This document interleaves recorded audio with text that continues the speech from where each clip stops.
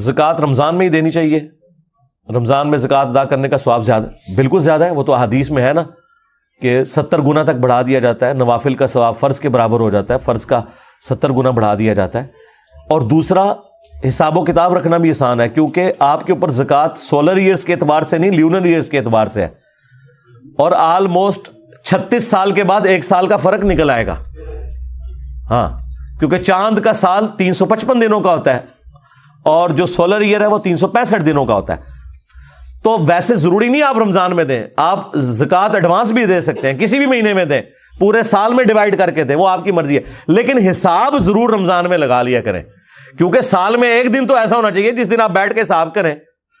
مثلا ابھی میری وائف کہہ رہی تھی کہ اس سال ہماری زکوٰۃ ڈبل بن جائے گی، کیونکہ پچھلے سال 1,05,000 روپے تولا تھا، اب 2 لاکھ روپے تولا سونا ہو چکا ہے، تو اب حساب تو لگانا ہے نا، ہم نے حساب نہیں لگاؤں گا تو میں بس بغیر حساب دے دینا رہوں گا۔ اور یہ اصل وجہ یہی ہے غربت کی پاکستان جیسے ملک کے اندر کہ زکوٰۃ کا سسٹم اسٹیبلش نہیں ہے، لوگ بغیر حساب کے ہی زکوٰۃ دے رہے ہوتے ہیں، اور وہ بغیر حساب کے اس لیے دیتے ہیں کہ حساب لگائیں گے تو زکوٰۃ کروڑوں میں بنے گی، بغیر حساب کے تو ایک افطاری کروانی ہوگی 2 لاکھ روپے دے کے۔ اور جی اسی حساب نہیں رکھی دا تے کاروبار حساب لا کے کرتے ہو، اتنے تو کہندے ہو اگر 360 روپے بل بنے نا، بلکہ 365 روپے، اور کوئی 360 دے، کہندے نہیں 5 پہلے رکھو، 360 بعد ہی لانگا، اتلے 5 پہلے دیو۔ ہاں، تو جدو زکوٰۃ دی واری ہے تو حساب نہیں لائی دا۔ پاکستان میں لاکھوں لوگ ہیں ایسے جن کے پاس اربوں روپے ہے، 100 میں 2.5 روپے دینا بڑا آسان ہے، لاکھ کے پیچھے سال کا 2,500 دینا بھی آسان ہے، لیکن کروڑ کے پیچھے سال کا 2.5 لاکھ دینا، اور ارب کے پیچھے سال کا 2.5 کروڑ نکالنا، ہر سال نکالنا، وہ ارب ہی کٹنا شروع ہو جائے گا سرکار۔ ہاں، تو یہ کوئی نہیں دیتے زکوٰۃ پوری۔ لوگ کہتے ہیں نا پاکستان میں چیریٹی بہت دی جاتی ہے، سرکار جو دینی چاہیے اس کا 100واں حصہ بھی نہیں ہے۔ ٹیکس تو آپ دیکھ لیں چوری کرتے ہی کرتے ہیں، زکوٰۃ بھی کوئی نہیں دیتے۔ کم علمی کی وجہ سے ماضی میں مال کی زکوٰۃ نہ نکال سکے، ٹھیک ہے، توبہ کر لے اور پرانے سالوں کا حساب لگائیں، جتنا آپ آسانی سے نکال سکتے ہیں وہ نکال دیں، اور باقی کے لیے اللہ سے توبہ کر لیں اور آئندہ کے لیے اپنے معاملات کو درست کر لیں۔ روزوں کا تسلسل برقرار رکھنے کے لیے عورتیں حیض روکنے کے لیے میڈیسن استعمال کرتی ہیں، بالکل کرنا چاہیے، ہم تو کہتے ہیں کریں، عمرے کے دنوں میں بھی ایسی میڈیسن یوز کریں۔ یہ نہیں ہے کہ پوری ساتھ آپ کے ساتھ ٹیم گئی ہوئی ہے اور آپ کے ساتھ یہ معاملہ بن جائے تو وہ خام خواہ لوگ پھر آزمائش میں پڑ جاتے ہیں۔ ویسے تو حج کا جو پیکج ہے نا، وہ تو انہوں نے 40 دن کا رکھا ہوتا ہے کہ سپوز اگر کسی عورت کو مینسز آ بھی جائیں تب بھی وہ طواف وداع جو اس نے کرنا ہوتا ہے نا، وہ اتنا آپشن اویلیبل ہوتا ہے۔ یہ نہیں کرتے کہ وہ فوراً ہی آپ کو مدینہ شریف لے جاتے ہیں، نہیں، لیکن جو جاتے ہی 5-6 دنوں کے لیے ہیں تو انہیں میڈیسن ضرور یوز کرنی چاہیے، چاہے وہ عمرے کے لیے جائے چاہے اس کے لیے، اچھی بات ہے، کوئی مسئلہ نہیں۔ سعودی عرب میں 29-30 روزے کرنے کے بعد پاکستان عید کرنے آنا ہو تو پاکستان کے مطابق روزے رکھے جائیں گے۔ اگر تو 30 کی گنتی پوری ہو چکی ہے تو چاند کا مہینہ بخاری مسلم میں یا 29 کا ہوگا یا 30 کا، پھر تو پاکستان میں آپ روزہ نہیں رکھیں گے۔ یعنی آپ نے سعودیہ میں 30 روزے پورے کیے اور آپ ادھر پہنچ گئے اور پاکستان ابھی روزہ چل رہا تھا، تو اب آپ روزہ نہیں رکھیں گے، کیونکہ 31واں روزہ نہیں ہوتا رمضان کا، لیکن اس دن آپ اعلانیہ کھائیں پیئیں گے بھی نہیں اور نہ آپ عید منائیں گے، کیونکہ عید آپ نے یہاں کے مطابق منانی ہے۔ اور مسلم شریف میں حدیث ہے نا کہ ایک قافلہ آیا تھا شام سے، تو ابن عباس نے ان سے جب پوچھا تو شام میں مدینہ شریف سے 1 دن پہلے چاند نکلا ہوا تھا، تو انہوں نے کہا تم وہاں سے آئے ہو تو اب یہاں پہنچے ہو تو یہاں کے مطابق معاملات کو لے کے چلو گے، رہ گئے وہ لوگ وہ اپنے چاند کو دیکھیں گے۔ ٹھیک ہو گیا جی؟ البتہ آپ یہاں آئے، سعودیہ میں 29 روزے رکھے تھے، یہاں آپ آئے، یہاں 29واں چل رہا تھا اور چانس بھی ہے کہ 29 ہوں گے، لیکن آپ وہ روزہ رکھیں گے کیونکہ 30 تک تو ہے نا روزے، وہ آپ نے رکھنا ہے، لیکن 30 سے زیادہ نہیں رکھ سکتے۔ لوہے یا اسٹیل کی انگوٹھی مدد کے لیے پہننا، مدد کیا مطلب؟ کسی کو مارنے کے لیے ہوگی، ظاہر ہے انگوٹھی تو کسی کو کچھ نہیں دے سکتی۔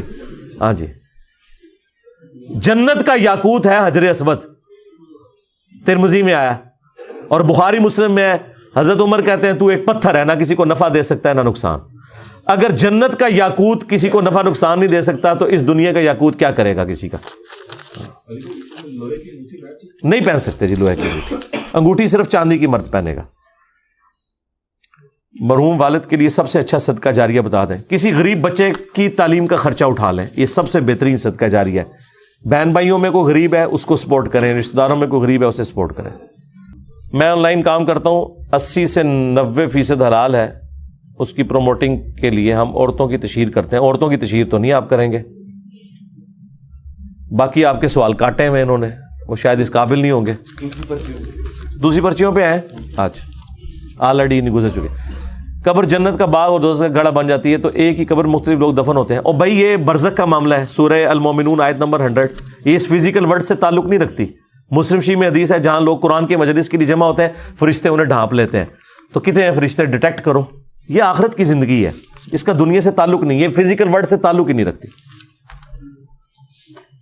کیا ہمارا سارا رزق لکھ دیا گیا ہے؟ اگر لکھ دیا گیا تو ہم دعا کیوں مانگتے ہیں؟ دعا کا تعلق رزق مانگنے یا نعمتیں مانگنے سے نہیں ہے. دعا اوبلیگیٹری ہے ایک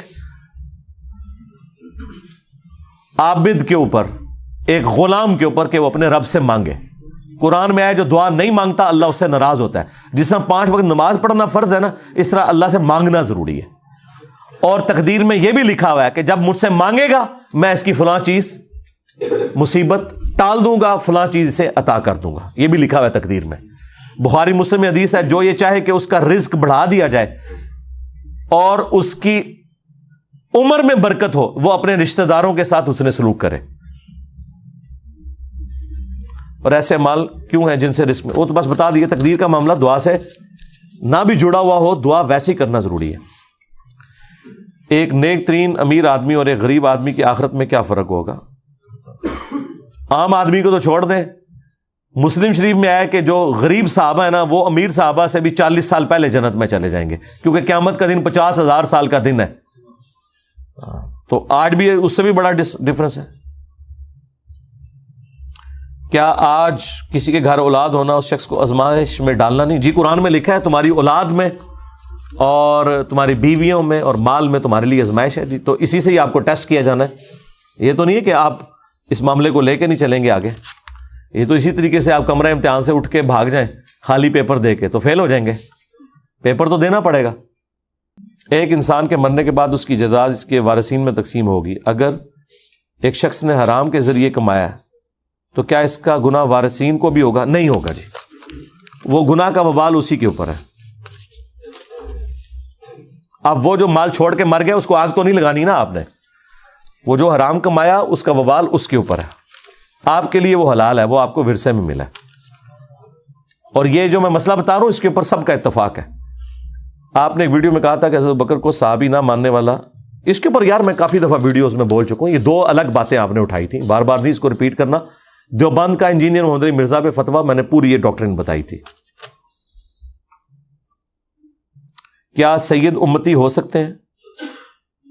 ہاں جی امتی ہے. کیوں نہیں, یہ بیٹھے ہیں سید کہہ رہے ہیں میں امتی ہوں. آپ کو کس نے کہا وہ امتی نہیں ہے؟ ہمارے امتی نہیں ہے, رسول اللہ کے امتی تو ہے نا, محمد اور آل محمد. کیوں نہیں امتی؟ مجھے اپنے باپ سے بہت پیار ہے لیکن وہ اپنے پرانے بابوں اور پرانے قائد کو نہیں چھوڑتے. اس کا حال کیا ہے؟ اس کا حال ہے مجلس 50 دیکھیں اور حکمت سے انہیں سمجھائیں. میں نے طریقہ بتایا ہے. عقیقے کے بارے میں بتا دیں, قربانی میں ہو سکتا ہے؟ نہیں جی, اس کے اوپر میری ویڈیو ریکارڈ ہے. عقیقہ الگ سے جان دینی ہے. بخاری میں حدیث ہے بچے کی جان گروی ہوتی ہے عقیقے کے بس, تو پوری جان آپ نے دینی ہے, حصہ نہیں ڈال سکتے. یا بکرا دیں گے یا بکری لڑکی کی طرف سے, اور لڑکا ہے تو 2 بکرے اور 2 بکریاں, دونوں میں سے کوئی بھی ہو سکتی ہیں. میری والدہ لکڑی کے تخت پر نماز ادا کرتی ہیں, وضاحت فرما دیں. بالکل ٹھیک ہے, اچھی بات ہے. لکڑی پہ نماز بہت اچھی بات ہے, نیچرل چیز ہے. اس کے اوپر ٹکی بھی رکھنے کی ضرورت نہیں ہے, وہ والی نیچرل ہے. اور یہ پرانے زمانے میں بڑا آسان کام تھا. اس سے آپ دیکھیں جو مسجد بیت کا کانسیپٹ ہے نبی علیہ السلام کے زمانے میں, بخاری مسلم میں ہے, صحابہ کرام کو حضور نے یہ یعنی ترغیب دلائی تھی کہ اپنے گھر میں ایک حصہ رکھو نماز کے لیے مخصوص, تاکہ اس کو پاک رکھنا آسان ہو. تو یہ جو لکڑی کا جائے نماز ہے نا, یہ پاک رکھنا بڑا آسان ہے, کیونکہ یہ باقاعدہ پوری ایک سمجھ لیں لادہ سے ایک پلیٹ فارم بنا ہوتا ہے. آپ اس کو شفٹ کر سکتے ہیں, اس کے اوپر چڑھ کے تو گندگی کوئی نہیں کرے گا. زیادہ فرش پہ گندگی ہوگی تو نیچے سے صاف ہو جائے گی, تو وہ پاک ہی رہتا ہے. یہ تو بہت اچھا ہے. میں عراق کام کرنے کے لیے جا رہا ہوں, مجھے اس ملک میں رہنا کیسا ہے؟ وہ ملک شیعہ کا ہے. یار عراق جائیں گے تو شیعہ ہیں, آپ سعودیہ چلے جائیں گے تو وہابی ہیں, تو سارے مسلمان ہیں یار, جدھر مرضی جائیں, کیا فرق پڑتا ہے؟ جنت میں سب کی عمر 31 یا 33 سال ہوگی تو ہمارے ماں باپ سیم ایج کی ہوں گے انشاءاللہ جی. وہاں جنت کے معاملات وہیں جا کے دیکھیں گے, تو انہوں نے ٹینشن پہ گئی ہے. ہاں جنت کی ڈائنامکس ہی الگ ہے, دنیا میں آپ اس کی مثال بھی نہیں بیان کر سکتے.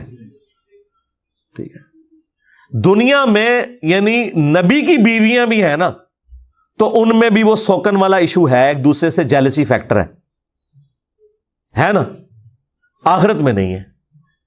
اب اس کو دنیا میں کیسے کوئی عورت امیجن کر سکتی ہے کہ میرے شوہر کی اتنی بیویاں ہوں اور میں جیلس نہ ہوں؟ کوئی کر سکتا ہے امیجن؟ مجھے بتائیں. تو آخرت کی مثال دی نہیں نہ جا سکتی. میرا ایک دوست آپ صلی اللہ علیہ وآلہ وسلم پر جادو والی حدیث کا انکار کرتا ہے جی, اس کو میرا وہ لیکچر سنا دیں, اس کے اوپر اتفاق ہے. اور یہ کوئی نبی کا نقص نہیں ہے, نبی الاسلام پہ باقی تکالیف بھی تو آئی ہیں نا. اگر کوئی کہتا ہے کہ نبی الاسلام کی حفاظت اللہ تعالیٰ فرمانے والا ہے, تو پھر جنگ احد میں آپ کے دانت کیوں شہید ہوئے؟ یہ تو آزمائش ہے نا. آپ کا کوئی بیٹا جوانی کی عمر کو نہیں پہنچا, اللہ کی طرف سے آزمائش ہے. جادو بھی ایک آزمائش تھی, ایک علاج نازل ہونا تھا, ہو گیا.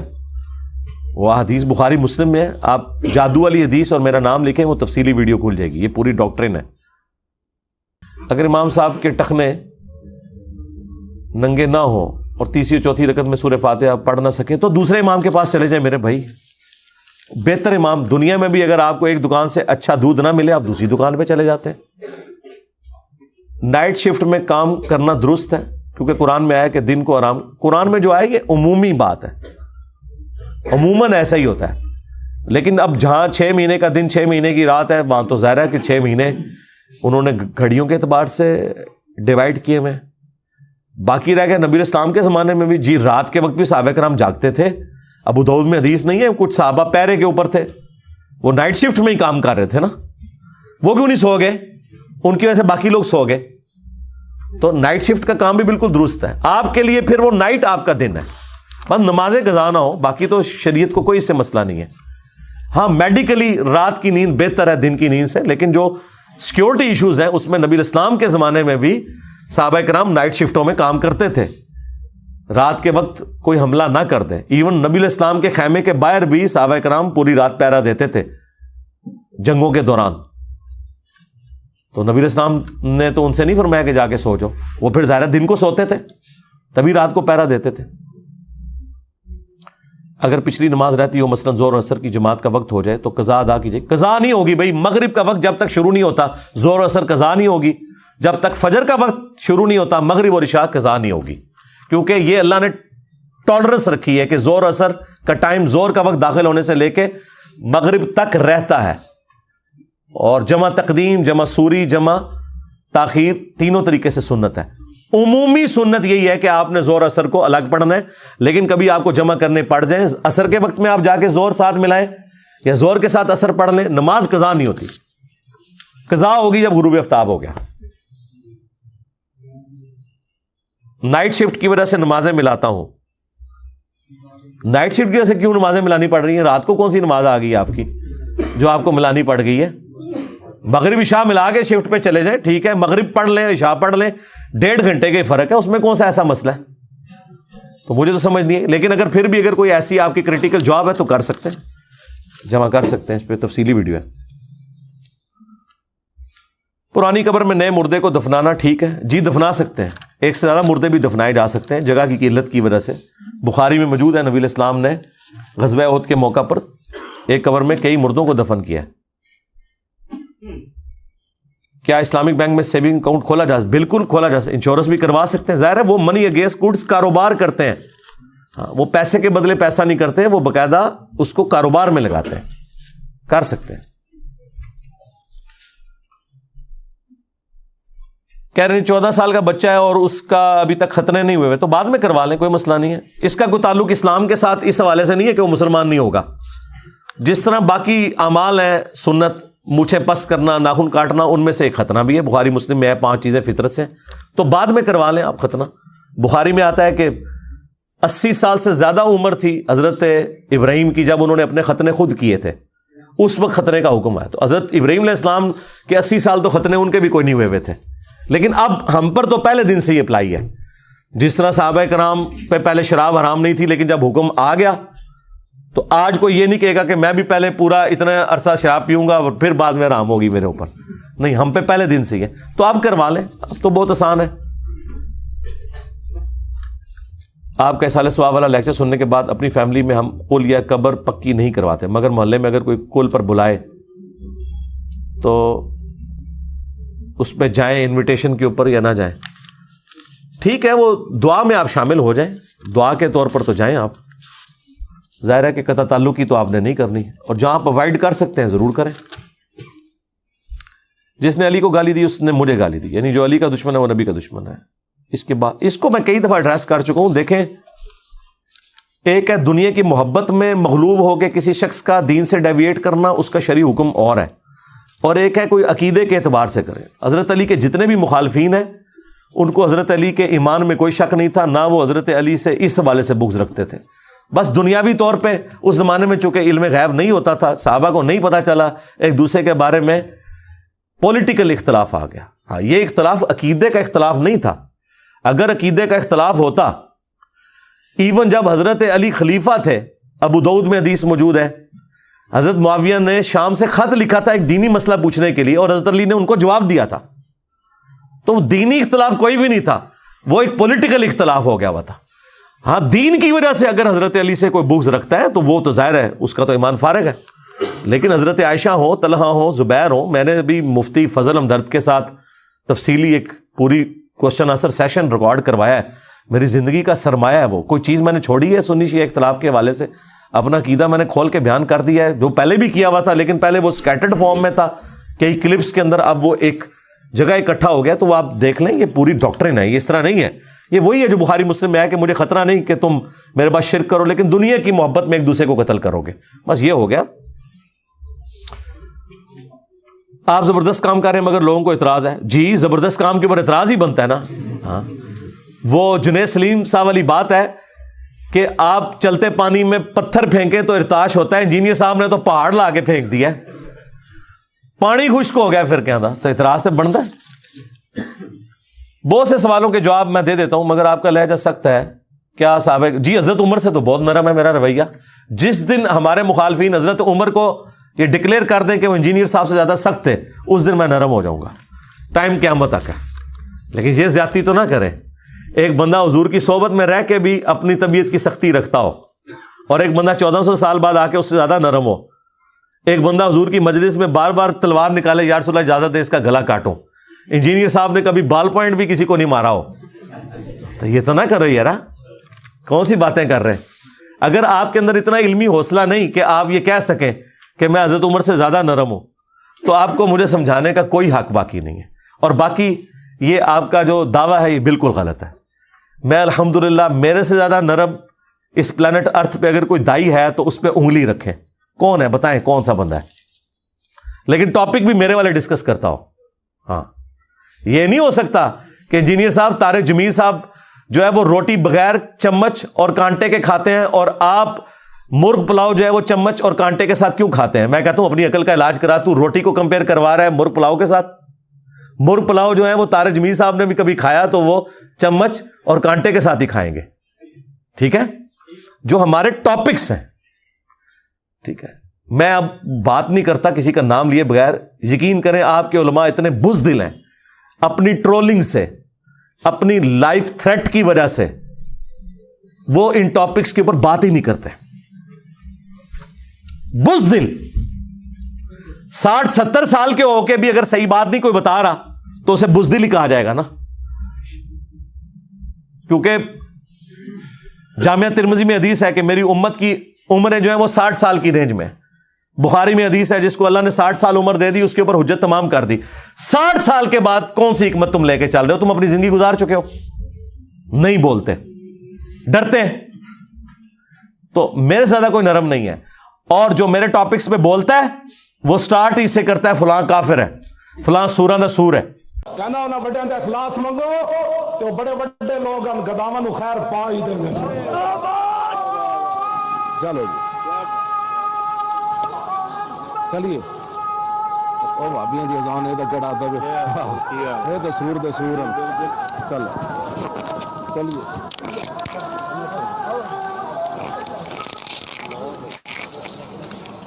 میں نے آج تک سور کہا ہے کبھی میں نے کہا کہ وہابی سور ہیں؟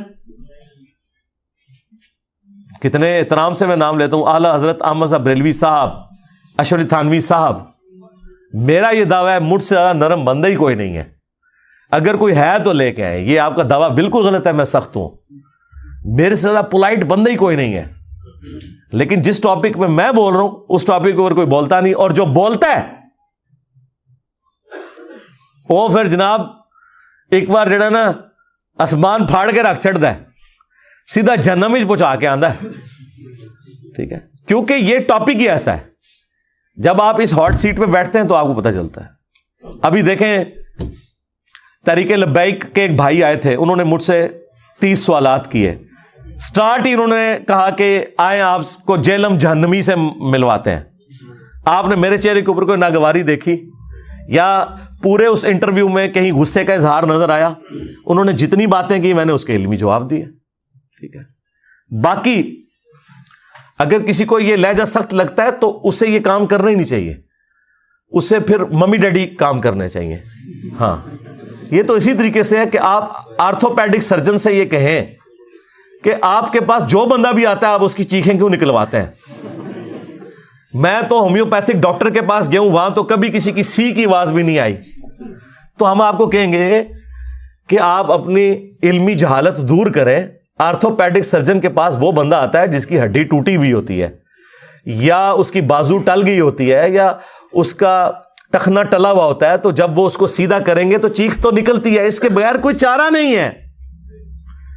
دنیا میں کوئی ہومیوپیتھک ایلوپیتھک علاج نہیں ہے کہ جو ٹلی ہوئی ہڈی کو اپنی جگہ پہ لے آئے جب تک آپ اس کو کھینچ کے نہیں کرتے. ہے کہ نہیں؟ تو سرجن کو آپ ہومیوپیتھک ڈاکٹر سے نہیں کمپیئر کروا سکتے.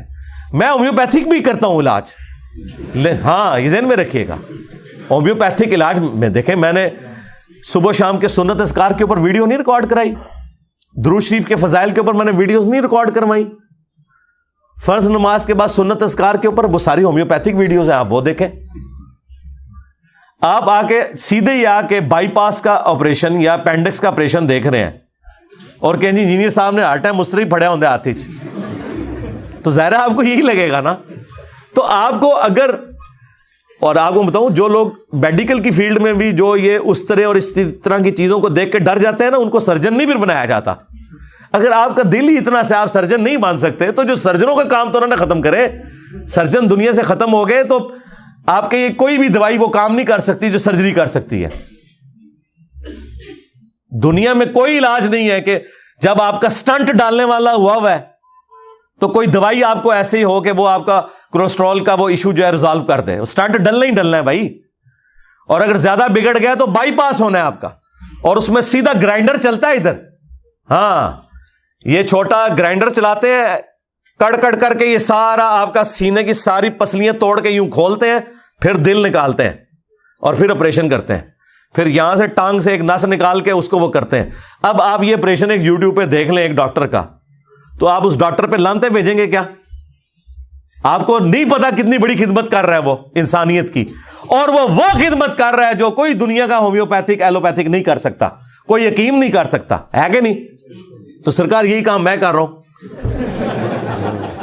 اور میں ہے بھی اکیلا ہوں اس فیلڈ کے اندر, کیونکہ اس فیلڈ میں جو گھسے گا نا اسے اپنی اور اپنی فیملی اور اپنے دوستوں کی لائف سٹیک پہ لگانی پڑے گی. دنیا اس کے لیے پھر جنت نہیں رہے گی.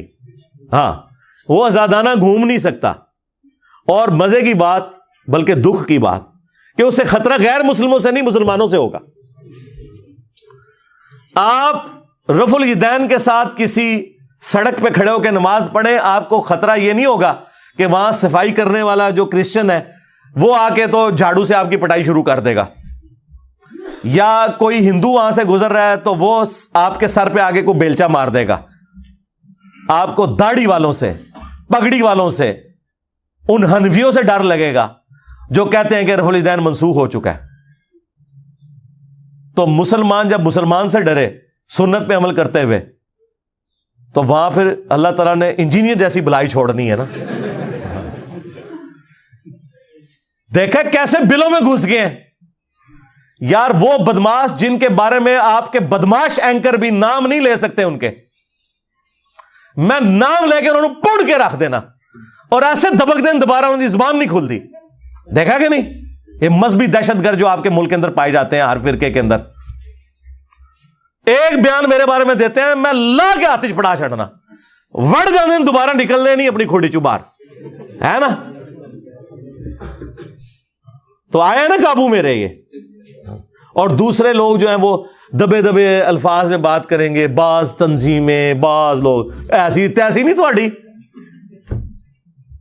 کیونکہ ظاہر ہے میں تو 302 ہوں, سیدھی سی بات ہے. ہاں میری لائف تو آپ نے کر دی ونریبل, ٹھیک ہے, میں تو اپنی جان ہتھیلی پہ رکھ کے پھر رہا ہوں, لیکن تہاڈی منجی میں ٹھوک دینی ہے, تہاڈا کوئی بابا نہیں میں چھڈنا.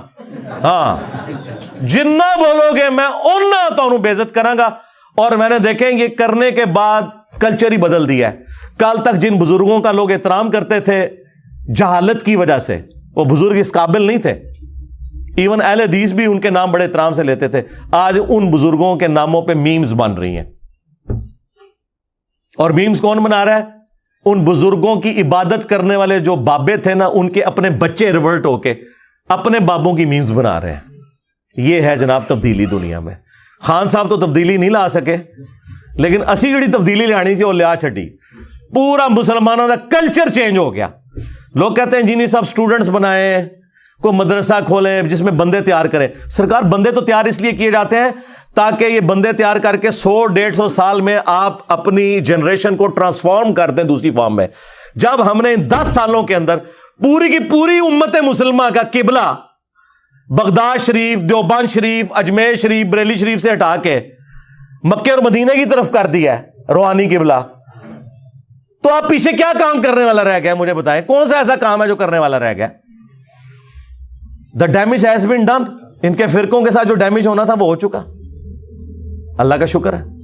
تو الحمدللہ میرے سے زیادہ خوش مزاج یار یہ میری میمز ایویں بنی ہوئی ہیں جو میری ویڈیوز لگی ہوئی ہیں. اگر میں سخت مزاج ہوں تو میرے کلپ ہی نہیں بیچ میں سے آپ کاٹ سکتے, ٹھیک ہے. مزاحیہ ویڈیوز بھی دیکھیں, اور وہ لطیفے نہیں گندے جو مولوی سناتے ہیں نا, اوریجنل واقعات اس پہ دیکھیں.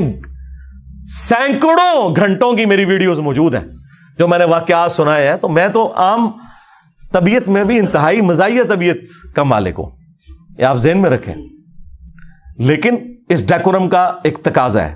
مسلم شریف میں حدیث ہے, نبی علیہ السلام جب ممبر پہ چڑھتے آپ کی آواز بلند ہو جاتی, آنکھیں سرخ ہو جاتی, غصے میں اضافہ ہو جاتا. غصے کے الفاظ ہیں جیسا کوئی جرنیل اپنی فوج کو تیار کر رہا ہو. نبی علیہ السلام کا جو ممبر کا سٹائل تھا نا جمعے اور عید کا, وہ طارق جمیل یا غامدی سٹائل نہیں تھا, وہ ڈاکٹر اسرار والا سٹائل تھا.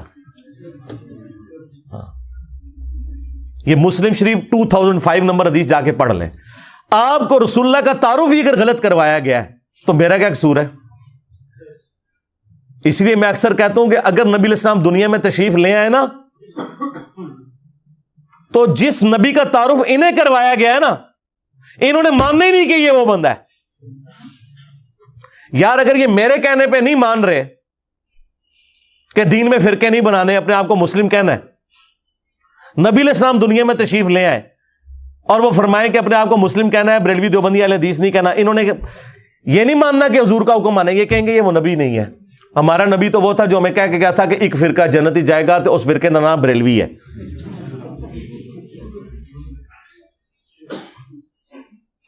نبی تو یہ غیبی خبر دے کے گئے تھے کہ یہ گندگی ہو جائے گی, تم نے کرنی نہیں.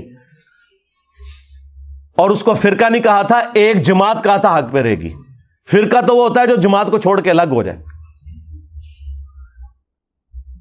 پروفیسی کو انہوں نے اللہ کے نبی کا حکم بنا دیا. یہ اتنے جاہل ہیں, کل کو انہوں نے مسلم کی حدیث پڑھی تو ان کے مولوی تو اس سے مطلب بھی یہ نکالیں گے, حالانکہ عام آدمی نہیں مطلب عام آدمی کو مسلم کی حدیث پڑھائے نا کہ قرب قیامت میں ایسی عورتیں آئیں گی جو لباس تو پہنے ہوئے ہوں گی لیکن ننگی نظر آئیں گی, اور ان کے بارے میں وعید بھی اس میں آئی ہے, یا ایسا چست لباس ہوگا یا ایسا باریک. عام آدمی پڑھ کے اس سے اپنی گھر کی عورتوں کو سمجھائے گا کہ چست اور باریک لباس نہ پہنو, لیکن مجھے ڈر ہے کہ مولوی اس میں سے رزلٹ نکالے گا, ایت حضور نے فرمایا سی ہوئے گا, کل تو میری زنانی بھی باریک لباس پائے گی.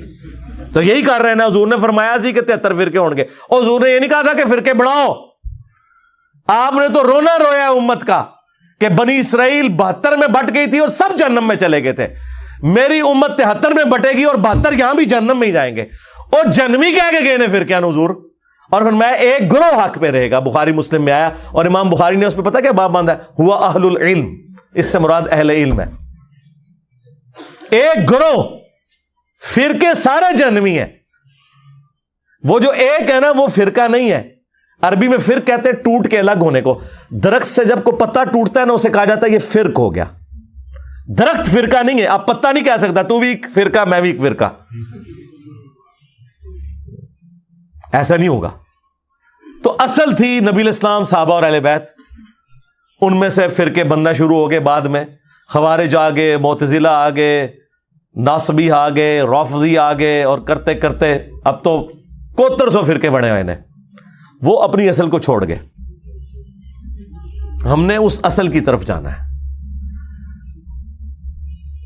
جس دین کا یہ حال ہو چکا ہو اس کے ماننے والوں کا کہ آپ اپنا تعارف ہی نہیں کروا سکتے کہ میں مسلمان ہوں. آپ کسی بریلوی کی مسجد میں جائیں نا اور آپ سے پوچھیں کہ آپ کس فرقے سے, آپ کے میرا کوئی فرقہ نہیں, میں مسلمان ہوں. آگے وہ کہے گا میں کافر ہوں.